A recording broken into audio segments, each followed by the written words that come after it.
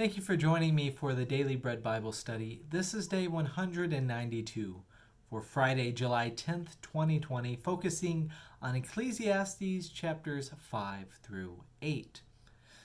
So we have a lot of wisdom here again from the teacher, from King Solomon, giving us advice about how to live in regards to money, in regards to keeping your word and your promises, in regards to enjoying life, contentment, sorrow and laughter, and even the value of wisdom. So there's a lot of insight kind of in various places, but I'll pull out the ones that I find most valuable to talk about, some that pique something within me here, starting in Ecclesiastes chapter 5. Now, verse 5 of chapter 5 says, "It is better that you should not vow than that you should vow and not fulfill it." So this has to do with keeping promises, and especially this is in regards to keeping promises before God. And so the idea is, just good principle. If you make a promise, try and keep it. Ecclesiastes 5, verse 10, it says, "The lover of money will never be satisfied with money, nor the lover of wealth with gain. This also is vanity." Money is a means towards an end. It helps you be able to purchase things that you need, like food and have a house for shelter, have water, to be able to, have tools and resources at your disposal to do what you need in order to live, and also to have a little bit extra, maybe to enjoy with as well. But there comes to a point where your focus on money and gaining it can become unhealthy. And so this is just a reminder that righteous will have their needs taken care of, and that when you fall and fear God, that you'll put God before money, you'll have money available in order to do what you feel called to do with it. But when we put money before God, that's when we get into trouble, because everybody wants to have more money, more power, more resources, more capacity, an agency within themselves to do what they feel called to do, less limitations. And it is very alluring. But at some point, you have to figure out when you will be content with what you have. This theme will be continued on a little bit later, but moving on to verse 18 through 20. "This is what I have seen to be good. It is fitting to eat and drink and find enjoyment in all the toil which one toils under the sun. For few days of life God gives us, for this is our lot. Likewise, all to whom God gives wealth and possessions, and whom he enables to enjoy them, and to accept their lot and find enjoyment in their toil, this is a gift from God. For they will scarcely brood over the days of their life, because God keeps them occupied with the joy of their hearts." So that's the hope, that the joy of your hearts might be brought out, that you might fall in love with what you do, be able to do what you love and what you enjoy, and that might be nourishing. In Ecclesiastes 6, there's discussions of, continuing this theme of money, but specifically this, the idea of contentment. And so in verse 2 of chapter 6, it says, of people who are very much focused on wealth. "They lack nothing in all of their desire, yet God does not enable them to enjoy these things, but a stranger enjoys them. This is vanity. It is a grievous ill."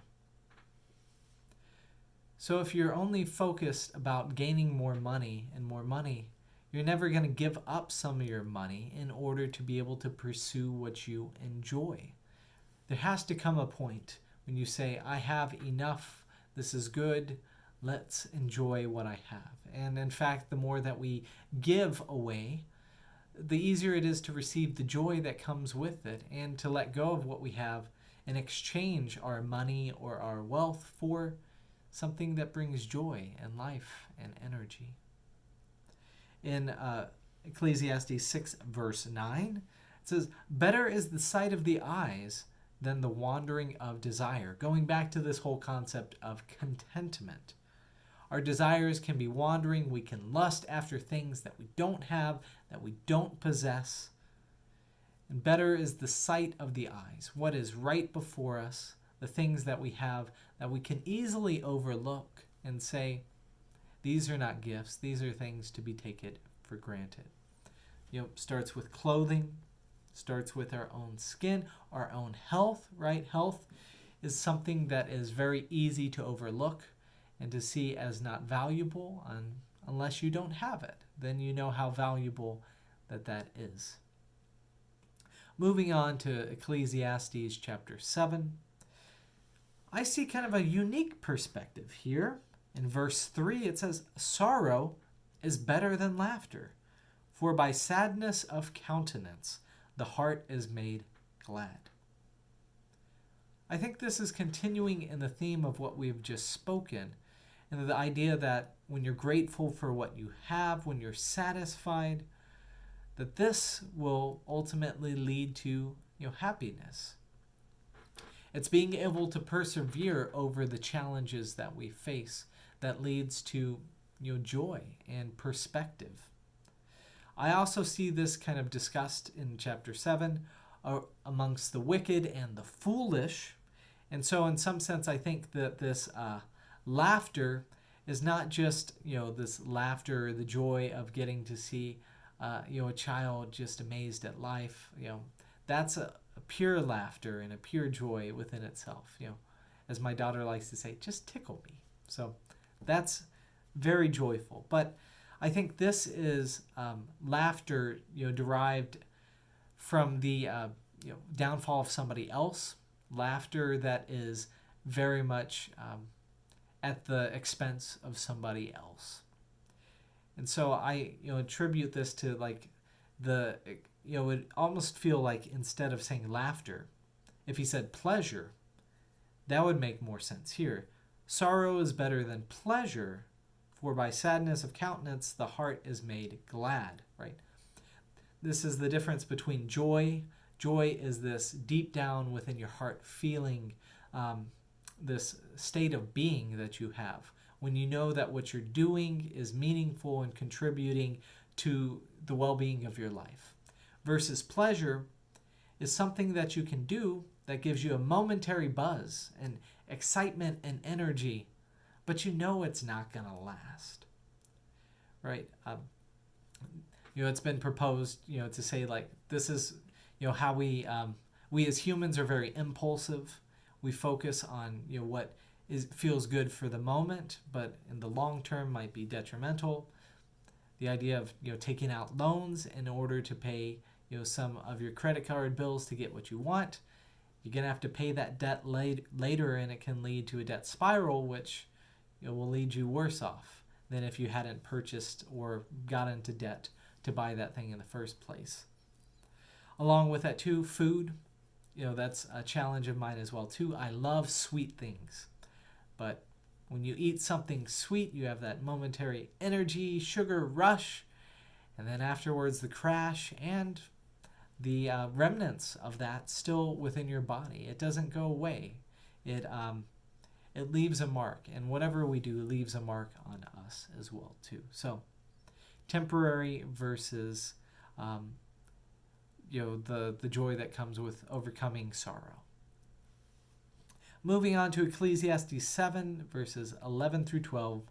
This is a discussion on wisdom's value, and just also say too, in our society, the cost of getting education is definitely increasing, especially secondary education. And we see that wisdom is becoming a higher monetary cost, which in some sense kind of feeds in the point that with perfect information we can make perfect decisions. And that would be incredible to be able to know all the right moves for that. Go out and pick stocks and you would be right 100% of the time. Talk about growing wealth as well too. But Wisdom is as good as, I'll just read it in verse 11. Wisdom is as good as an inheritance, an advantage to those who see the sun. For the protection of wisdom is like the protection of money. And the advantage of knowledge is that wisdom gives life to the one who possesses it. Now you can have all the money in the world, but not know who you are, what you're about, what you love, what you enjoy, or what brings you life, or things that will be really beneficial and helpful for you. You can have money and choose all sorts of things which just bring your quality of life down. At the same time, too, with wisdom, you may not be the wealthiest, have the most money, but you'll know the things that are valuable and irreplaceable, and you'll pursue that, like time with family and being able to enjoy investing in your kids' life. That is wisdom that will be passed back to you, and especially wisdom you get to enjoy for all of you grandparents out there. So thank you for that. Ecclesiastes 7:15 says, "In my vain life I've seen everything. There are righteous persons who perish in their righteousness, and there are wicked people who prolong their life in their evil doing." So this is important because the world does not always experience justice, especially not the justice that we hope for from our perspective. It seems that people who are in the wrong can flourish and good people suffer. I was trying to explain to my son, why his grandpa, passed away, and I, talked about how that due to an accident, right, that his grandpa died when my dad was 5 years old, and so my dad really didn't get to know his dad too much, and I didn't get to know my grandpa at all too. And Joel has to say, why did that happen? Why do bad things happen to good people? Well, the reality is it does in this world. And no real, even if we talk about a divine sense of justice and righteousness, it still doesn't mean that we have, can be exempt from experiencing, watching, people who should not flourish, and, justice being perverted. So it's one of the challenges of life, but we also are assured that God is actively managing this. In verse 20, it says, "Sure, there is no one on earth so righteous as to do good without ever sinning." With the exception of Jesus, humans act for the good, and sin can, come as a consequence of what we do, right? This perversion of justice, as kind of is discussed, and specifically, the evildoers will be discussed in Ecclesiastes 8 as well too. But we see that humans act for the good, and sin can come out of it. It's just a reminder that our world is imperfect, that we are imperfect, and it's okay to make good mistakes made as we are trying to do good for others. Your kind heart and kindness, it will go a long way, even if people misunderstand it. In Ecclesiastes 8:12, now we can get back to that topic of about justice and wickedness and God. So it says, "Though sinners do evil 100 times and prolong their lives, yet I know that it will be well for those who fear God, because they stand in fear before him. But it will not be well with the wicked, neither will they prolong their days like a shadow, because they do not stand in fear of God." So as it references too, wickedness does not save individuals from, their comeuppance, essentially.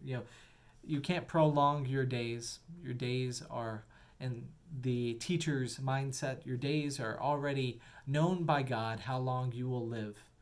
And ultimately, every one of us will die and return to our Maker. And thus, the fear of God is that we will have to stand before God and be able to be able to have some accounting for our life, for that.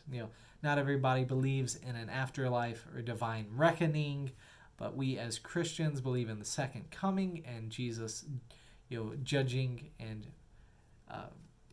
restoring right balance of justice on the earth. So we hope for that and long for that, but also know that in our experience of this lifetime, that is never going to be in balance.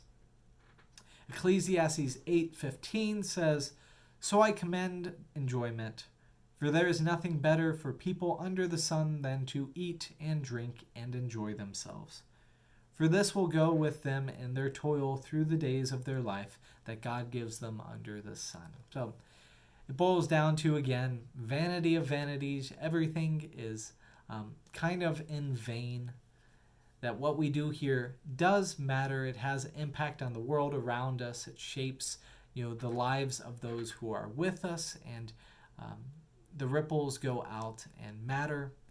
At the same time, too, life without enjoyment is really not worth living. It is something that, becomes sad and just missing something, missing a part of life, missing part of the gift of God creating this beloved world and giving humanity the ability to be a part of it. We will have our end at some point in time, probably even as humanity, right? Eventually the sun will give out. And, I imagine that sometime that humanity will in fact experience that. But this is not something to worry about. This is in God's hands. I may or may not be wrong. We shall see. But what we can see here is just the encouragement to enjoy life, to not pursue all the riches, to not worry about everything all the time, to not be foolish with our enjoyment, but to not miss the moments. And so I encourage you, may you be able to find enjoyment in this time, in this season, even with its challenges. May joy come and find you. So there is a hope for today. Blessings. See you next time.